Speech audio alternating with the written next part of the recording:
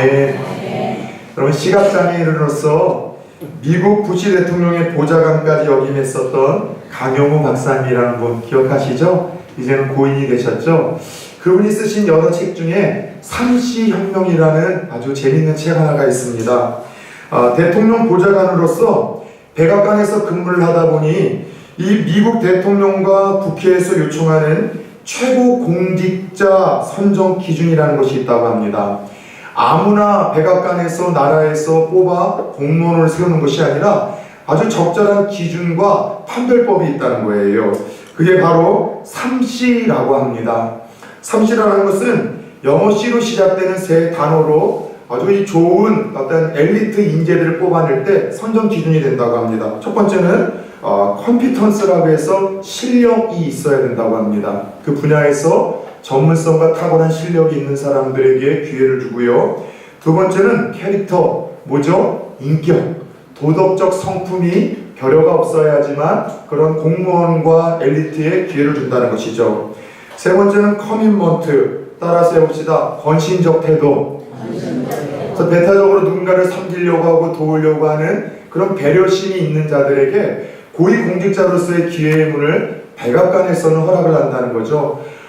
제가 월수금 영어 공부를 해서 주일날에는 조금 딸리더라도 잘 이해가 되셨죠?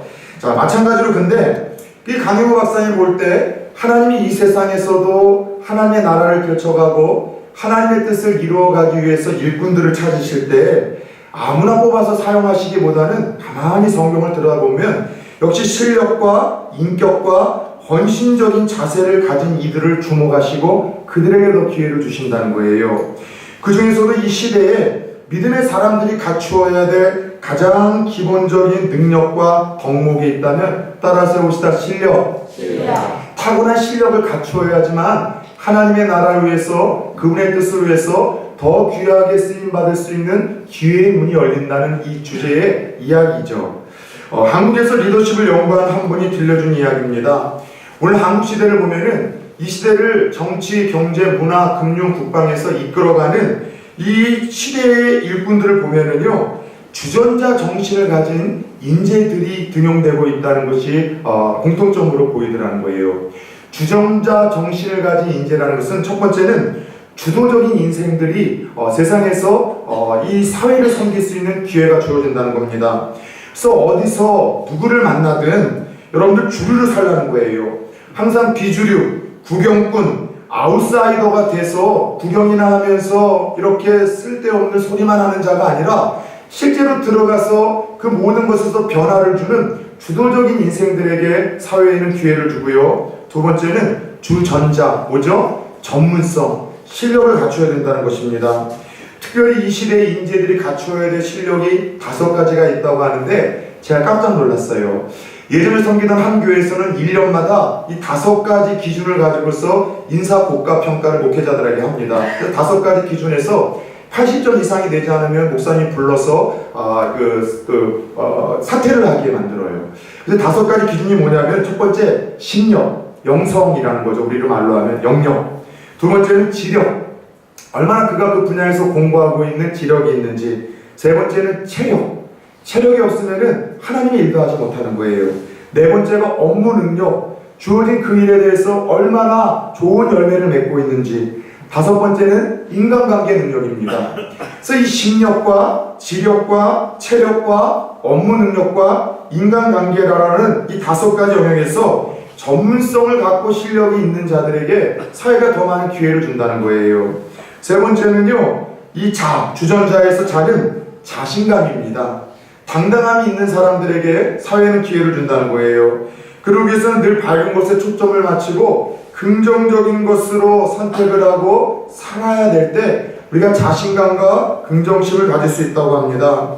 그런데 주도적인 삶도 자신감도 가만히 들여다보면 탁월한 실력을 갖추게 될 때 따라오게 되는 삶의 열매와 태도이기에 역시 이 책에서도요, 그 모든 여러분 이 리더십 기관에서 하는 이야기도요, 전문성과 실력은요, 어떤 사회에서 영향력을 끼치기 위한 인생들이라면 반드시 놓치지 말아야 될 주요한 덕목이요, 또 태도라고 이야기를 합니다.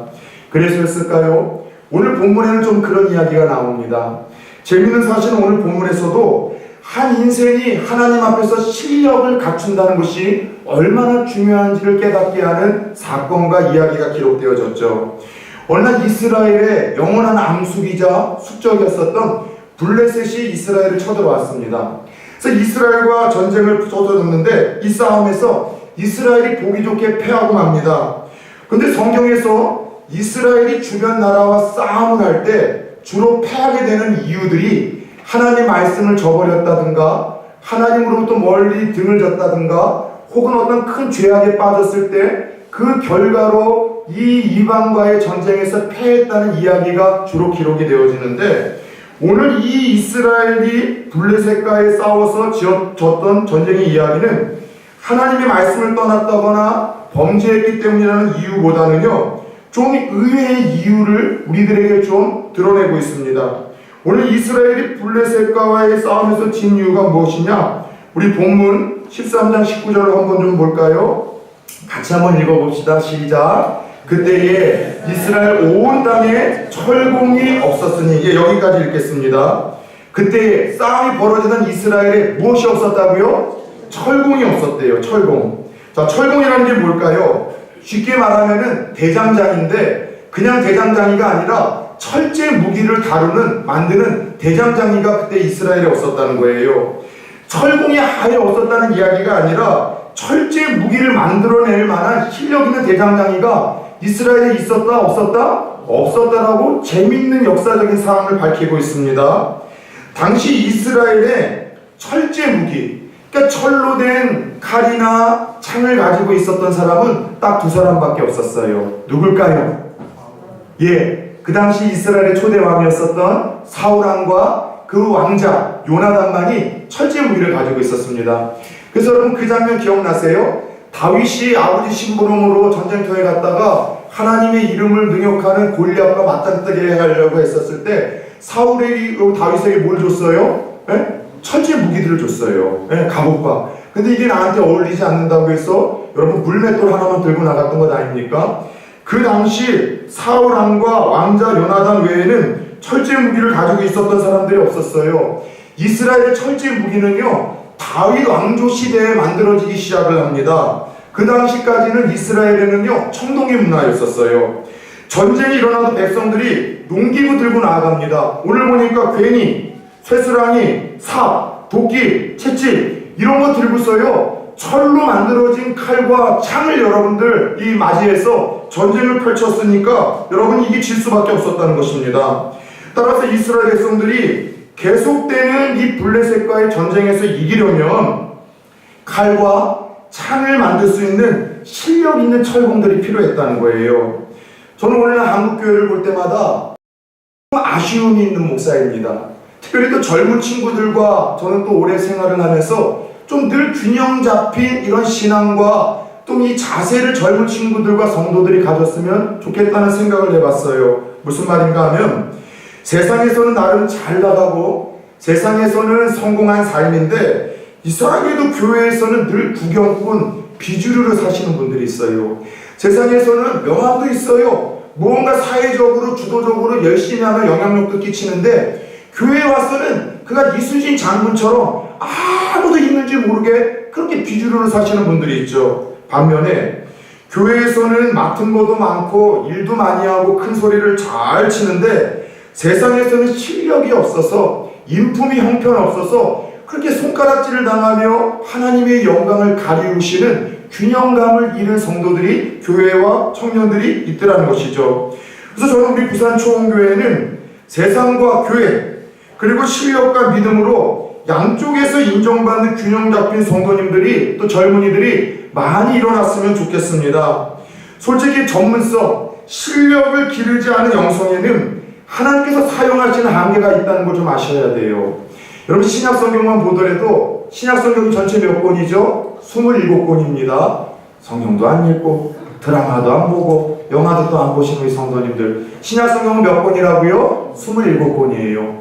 이 27권 중에 여러분 예수님과 함께 3년 동안 동고동락했던 제자들이 직접 썼었던 성경보다 예수님을 다메섹에서 한 번 만났었던 사도 바울이 쓴 성경이 훨씬 많다는 것 알고 있습니까?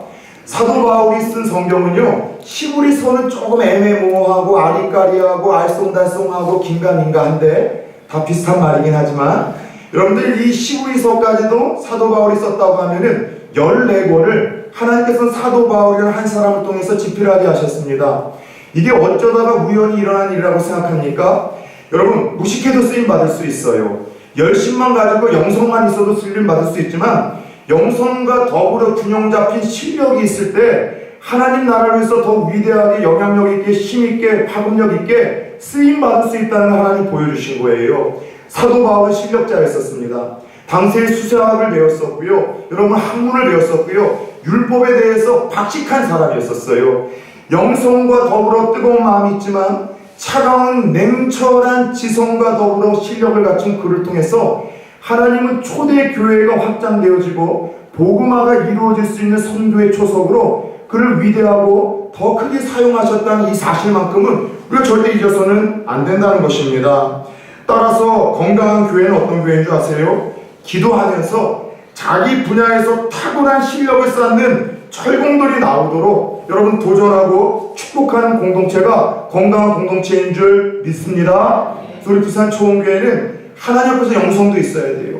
기도의 영성이 있어야 되고 말씀의 영성이 있어야 되고요, 예배의 영성도 있어야 되지만 세상에 나가서는 주부로서 여러분들 요리 하나를 하더라도 실력 있는 여러분 요리를 만들고, 직장인이라 여러분들 기획안 하나를 만들더라도 탁월하게 만들어내고, 각자에게 주어진 그 자리에서 실력으로 탁월함으로 인정받는 그런 균형 잡힌 성도들이 세상을 변화시키는 하나님의 일꾼으로 더 많은 기회를 얻는다는 사실을 절대로 잊지 마시기를 축원합니다.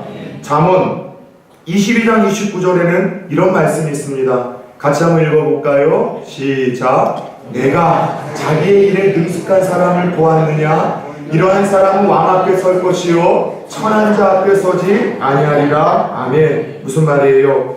하나님은 우리 성도들이 능숙한 사람들, 우리에게 맡겨주신 그 업에 대해서, 우리의 삶에서 우리가 붙들고 있는 그 직업에 대해서 실력을 갖춤으로 탁월한 인생들이 되기를 원하신다는 거예요. 중요한 사실은 믿음의 사람들이 하나님을 붙들고 말씀을 붙들고 기도하기 시작할 때, 더 나아가 자신의 분야에서 실력을 쌓음으로 탁월해지기 시작할 때 하나님이 사용하십니다. 그리고 그를 통해서 진정한 부흥과 세상의 변화를 여러분 시키는 역사를 이루어간다는 사실을 기억하시며, 바라는 2019년도 무엇보다도 영성을 회복하는 성도님들 되길 축원합니다. 말씀의 영성, 기도의 영성, 예배 영성이 살아나길 축원합니다.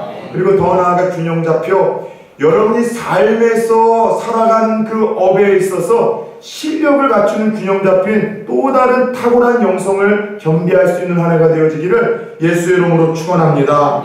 그렇다면 진정한 부흥과 세상의 변화를 이끌어가기 위한 실력 있는 균형 잡힌 영성을 갖추기 위해선 어떻게 해야 될까요? 두 가지의 이야기를 나누고자 합니다. 첫 번째, 따라서 해봅시다. 고수를 만나라.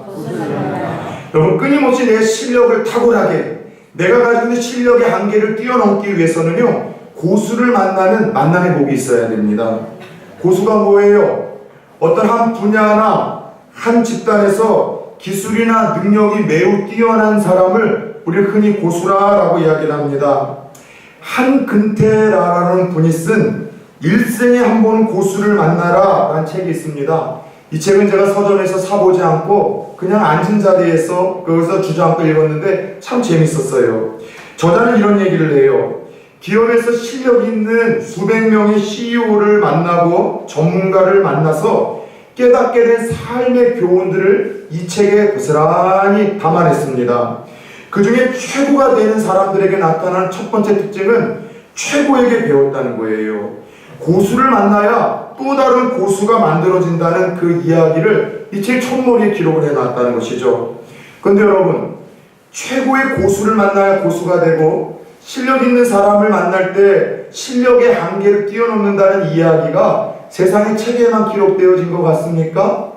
여러분이 잘 알고 있는 이 말씀에도 그와 같은 삶의 교훈이 있다는 거 아시는가요? 바로 욥기서 8장 7절 8절입니다. 같이 한번 읽어봅시다. 시작. 내 시작은 미약하였으나 내 나중은 심히 창대하리라. 예, 이 말씀 모르시는 분들 있어요? 개업하면 항상 가지고 가잖아요. 그래서 조그만 구멍가게가 큰 기업이 될지어다. 목사님들이 막 침을 튀어가면서 막 축복하잖아요. 그죠? 조그만 학원이 그냥 어마어마한 기업이 되라고 막 세게 축복을 하잖아요. 여러분, 근데 네가 잘 알아야 돼요. 내 시작은 미약하였으나 내 나중은 신이 창대하리라. 근데 미약하였으나 창대해짐의 법은 그 뒤에 있는 말씀이 더 중요해요. 8절의 말씀을 같이 한번 생각해보면 읽어봅시다. 시작. 청하건대 너는 옛 시대 사람에게 물으며 조상들이 터득한 일을 배울지어다. 할렐루야. 그냥 창대해져요? 내가 여러분 창대해지고 싶고 실력을 키우고 싶고 탁월해지고 싶다는 마음 하나만으로 된다고요? 오늘 오전 설교의 제목이 뭡니까? 바보는 항상 결심만 한다는 것이죠. 결심과 마음가짐만으로는 안 돼요. 더 중요한 말씀이 있어요. 하나님께서 청하건대 뭐라고 이야기해요? 옛시대 사람에게 물으래요. 너의 분야에서 미약하였으나 창대해진 사람들이 있을 거다. 그 사람들에게 가가지고서 그 방법을 물으라는 거예요. 그들이 어떻게 창대해질 수 있었는지, 탁월해질 수 있었는지, 터득한 일을 좀 배움의 정신을 가지고 가서 묻고 배워야지만 창대해질 수 있다는 중요한 말씀을 들려주시는데, 중요한 뒤에 말씀을 다 잊어버리고 그냥 주님 창대해지게 하여 주옵소서 기도만 한다고 해서 해야 되는 것이 아니라는 것이죠. 여러분들 잘 들으셔야 돼요. 창대해지기를 원하는 마음, 지금보다도 나중에 더 좋아지기를 바라는 것은 모든 인생들이 바라는 마음이죠. 그런데 그러기 위해서는요, 갈수록 창대해지기 위해서는요, 8절의 말씀처럼 앞서간 이들, 옛날 사람들, 고수들을 찾아가 끊임없이 묻고 배우는 사람이 필요합니다. 그게 실력의 한계를 뛰어넘는 중요한 영적인 비밀입니다. 여러분, 대가를 만나고 고수를 만나서 묻고 배우는 사람이 얼마나 큰 유익이 있는지 몰라요. 저는 여러분 아까 이야기했던 것처럼 좋은 목사님들을 만났어요. 그리고 그 목사님들이 자신이 가지고 있는 영성과 실력과 목회 철학도 나눠주셨지만 장차 앞으로 아무개 목사는 한국교회를 책임져야 될 사람이기 때문에 더 많은 배움의 기회가 있으면 좋겠다고 해서 그분들 덕분으로 저는 가진 것 하나도 없어도 유럽도, 여러분 이슬람도, 또 그리고 이스라엘도, 그리고 여러분 전국, 전 세계를 참 많이 다녔어요. 근데 여행으로 보내주셨던 것이 아니라 항상 미션이 있었어요. 미국에 가거든 15교회를 다녀와라. 어떤 교회인 줄 아세요? 미국 교회가 다 힘들어지고 어려워진다고 할지라도 그래도 복음의 능력으로 살아 꿈틀대는 교회들이 있는데 각 지역마다 그 교회를 정해주시면서 다녀오라고 했어요. 예, 부정교회에서도 그랬습니다. 시카고로 날아갔어요. LA 쪽으로 날아갔어요. 휴스턴으로 날아갔어요. 달라스로 나가서 교회가 크든 작든 건강하게 지역사회에 영향력을 끼치며 하나님 마지막 때 부흥시키고 쓰시는 교회가 어떤 교회인지 찾아갔어요. 말도 안 되지만 2시간 이상씩 인터뷰를 했습니다. 직접 교회 건물만 보고 사진 찍어온 것이 아니라 담당 목사님을 만났어요. 하나하나 들었어요. 그리고 여러분들 그거에 대해서 하나님께서 주시는 정리가 되니까 아하, 마지막 때 하나님이 쓰시는 일꾼이 누구이고 어떤 교회를 쓰시고 어떤 성도님들이 있을 때 하나님께서 그 공동체를 위대하게 지역을 변화시키는 건강한 교회를 사용하시는지 하나님 깨닫게 하시는 거예요. 죄송하지만 월요일마다 제가 공부를 하나 다녔었습니다. 한 달에 한 주는 수업이 일찍 끝나는 날은 진짜 거짓말 안 해요. 1년 동안 서울과 경기 쪽에 있는 교회들을 다 찾아다녔습니다. 제가 가지고 있는 건 좋은 인맥이잖아요. 다 목사의 세계가 거기서 거기에요. 교단이 다르더라도 좀 큰 교회들은 아는 분들하고 연결을 하면 다 연결이 되어져서 찾아가서 묻는 거예요. 그 교회 소그룹은 어떻게 하고 있는지, 생활 사역은 어떻게 하고 있는지, 전도 사역은 어떻게 하고 있는지. 예, 누가 시키지 않았어요. 근데 계속해서 제가 좀 더 알고 싶고 실력의 한계를 뛰어넘고 싶어서 그렇게 하면서 돌아다녔습니다. 그래서 여러분들, 제가 그렇게 고수를 만나서 묻고 배우는 사람이 저를 얼마나 유익하게 했는지 제가 바로 이전에 청년 사역도 하다 온 건 알고 있잖아요. 15명의 간사가 우리 청년부에 있었습니다. 매주 돌아가면서 간사들 다른 교회로 보냈어요. 너는 이 교회 갔다 와라. 이 교회 갔다 와서 평가를 좀 한번 해봐라. 그 교회가 왜 되는지, 왜 살아남들 되는지, 젊은이들이 모이는지. 그냥 여러분들 청년부가 부흥했던 거 아니에요. 그렇게 수도 없이 여러분 젊은 친구들에게 고수를 만날 수 있는 기회를 주고서 계속해서 여러분 내보냈던 거예요. 보고 와서 끊임없이 우리가 배우고 우리가 머물러 있지 말자. 여러분 혹시 내 분야에서 누군가가 잘한다는 소문이 들립니까? 여러분이 맡고 있는 일 속에서 누군가가 잘 나가고 있다는 소문을 들으십니까? 그렇다면 여러분들 질투하고 시기하지 말고 부러워만 하지 말고 시간과 돈을 써서라도 찾아가 만나십시오. 그리고 그 고수에게 비법을 묻고 내 걸로 만드십시오. SBS 골목식당, 백종원의 골목식당 보면 다 그런 거 아니에요? 준비도 안 돼서 열정 하나만 가지고서 창업한 사람들에게 백종원 씨가 첫 번째 내려주는 여러분들 지침이 뭔지 아세요? 그 고로케를 만드는 사람이라면 어디 시장에 고로케 다리를 찾아가 봐라. 그리고 갔다 와서 뭘 배웠냐라고 물어봐요. 어디에 쭈꾸미를 하는데 이 쭈꾸미를 잘하는 집을 알려주면서 한 너다섯 군데 갔다 오라고 이야기를 해요. 보고 듣고 경험하고 오라는 거예요. 왜요? 고수를 만나야지만 그 자리에서 클 수 있기 때문에 고수는 그 비법을 알려주는 거예요. 사랑하는 여러분, 고수를 따라하다 보면 처음에는 패러디 수준이지만 계속해서 배우고 흉내내면 실력의 한계를 뛰어넘게 됩니다. 혹시 직접 찾아가 만날 여건이 되지 않는다면 책을 통해서라도 꾸준히 만나시기 바랍니다. 제 경험상 전공서적 10곳만 사서 쌓아놓고 있더라도 그 분야에서 조금 눈을 뜨는 준전문가가 되더군요. 부전교회에 부임을 했을 때 되게 많이 스트레스를 받았었어요. 자꾸 사역이 저한테 주어지는 거예요. 중등부하고 전도 사역하나만 있었었는데 전도하면서 끊임없이 사람들이 모여들기 시작하니까 똑같이 세가족 사역도 맡으라는 거예요.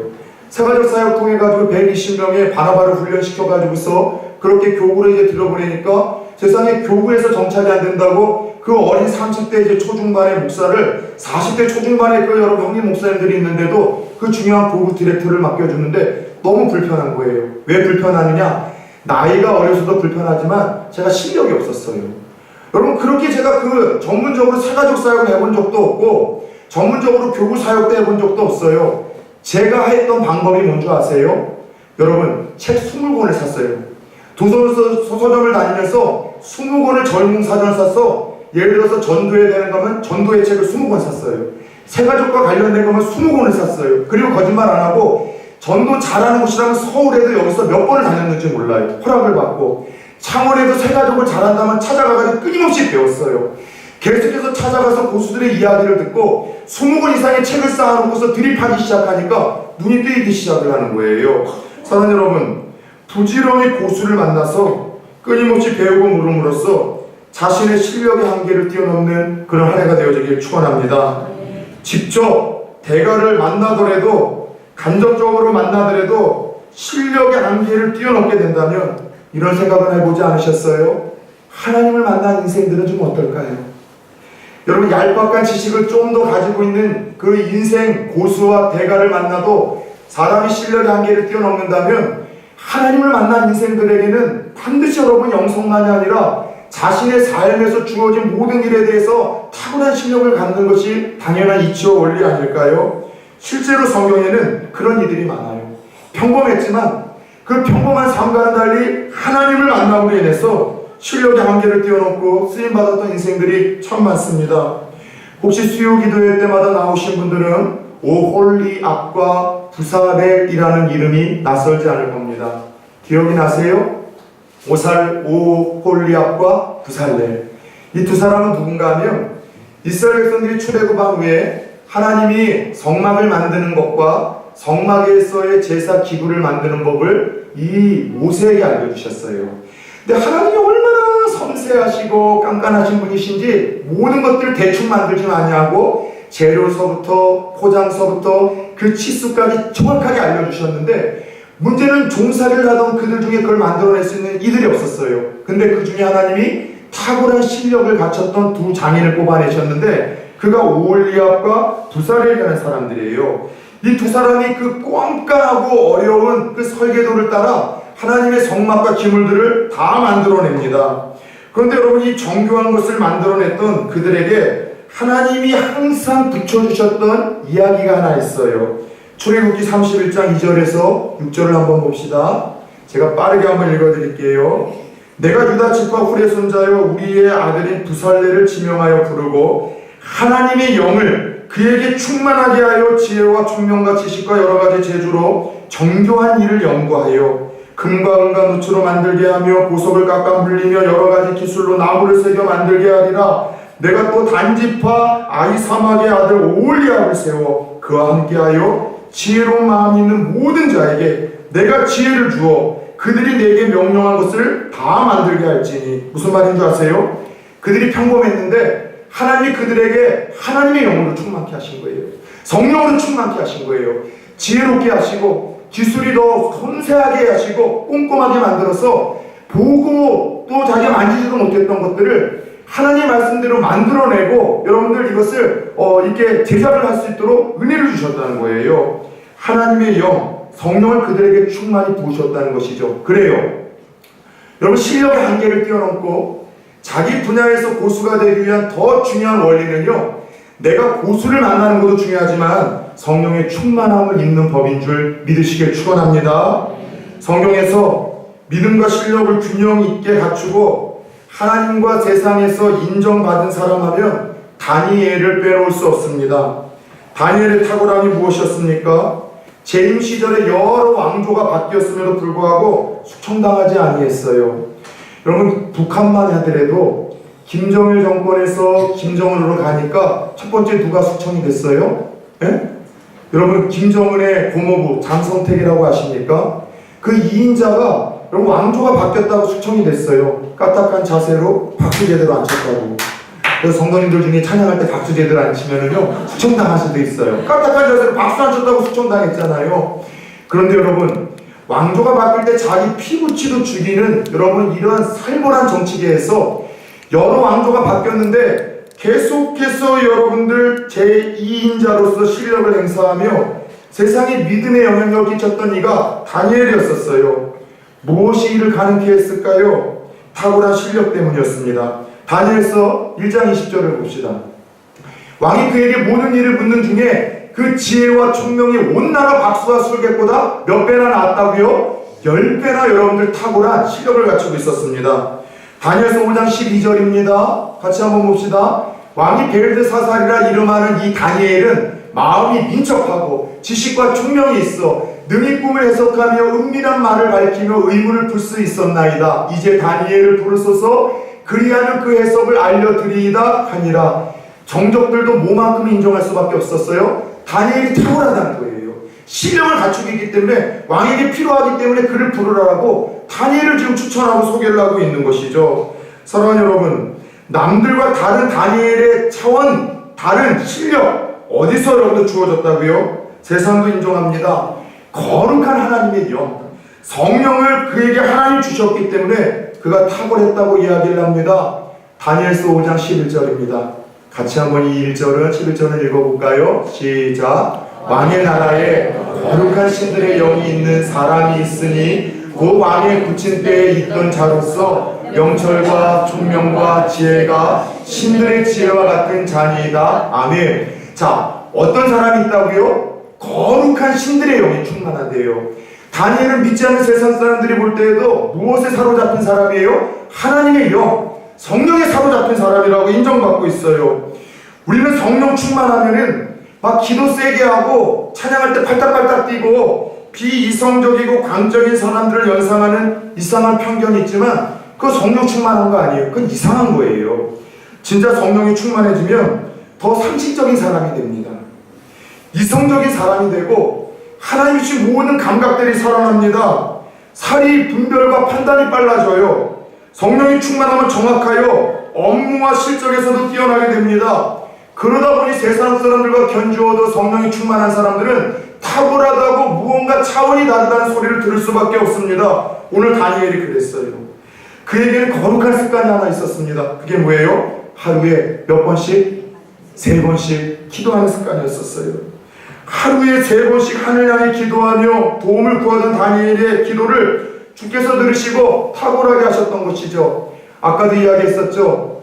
너희가 악한 자라도 그 좋은 것을 줄 알거든 하물며 하늘에 계신 너희 아버지께서 구하는 자에게 뭘 주시지 않겠냐고요? 좋은 것을 주시지 않겠느냐.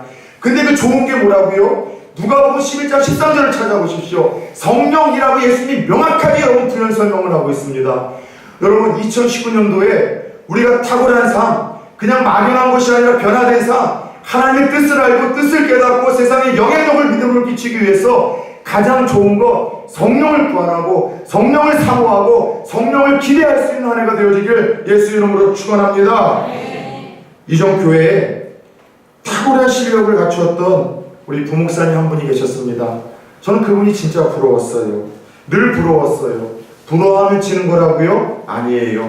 저는 부러워서 늘 그분에게 여러분 물어봤어요. 근데 그분이 어느 날 이런 간증을 하더군요. 자기는 학생 때 진짜 그분 표현들로 하면은 돌대감이었대요. 그래서 아이들이 집중력, 기억력, 이해력 다 떨어져서 별명이 뭐냐면은 얘 바보 아니야? 바보 아니야가 걔 별명이었대. 걔란다. 그 목사님 별명이었대요. 바보 아니야. 모든 면에서 떨어졌다는 거예요. 그래서 아침 저녁으로 교회에서 전도사님이 이야기를 듣고 그렇게 습관을 들였대요. 자기 머리를 붙들고 기도했대요. 하나님, 돌대가리 금대가리 되게 해주세요. 하나님, 내 머리가 너무나 미련한데 내 머리 안에 집중력 좀 주세요. 기억력 좀 주세요. 이해력 좀 주세요. 응용력 좀 주세요. 암기력 좀 주세요.